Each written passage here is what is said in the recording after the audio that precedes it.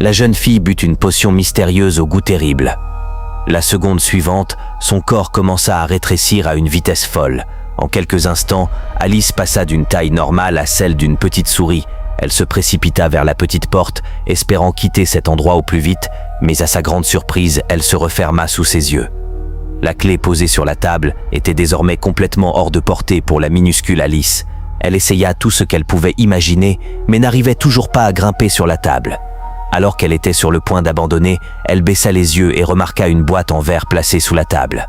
À l'intérieur se trouvait un petit gâteau sur lequel étaient écrits les mots « Mange-moi ». Alice regarda la clé, puis croqua dans le gâteau sans hésiter. Instantanément, l'effet fut l'inverse de celui de la potion précédente. Son corps recommença à changer. Cette fois, elle devint gigantesque. Son corps grandit sans s'arrêter, sa robe raccourcissait à vue d'œil et sa tête finit par cogner le plafond. Elle se hissa avec difficulté, attrapa fermement la clé, maintenant de la taille d'une tour face à la table minuscule. Puis elle but à nouveau une gorgée de la potion qui faisait rapetisser. Son corps rétrécit encore une fois, cette fois jusqu'à retrouver la taille d'une souris. Elle parvint enfin à passer par la petite porte, mais découvrit un monde extérieur totalement différent de ce qu'elle avait imaginé. Alice observa les alentours en avançant, puis pénétra dans une ancienne demeure en ruine. Des plantes étranges semblaient danser autour d'elle.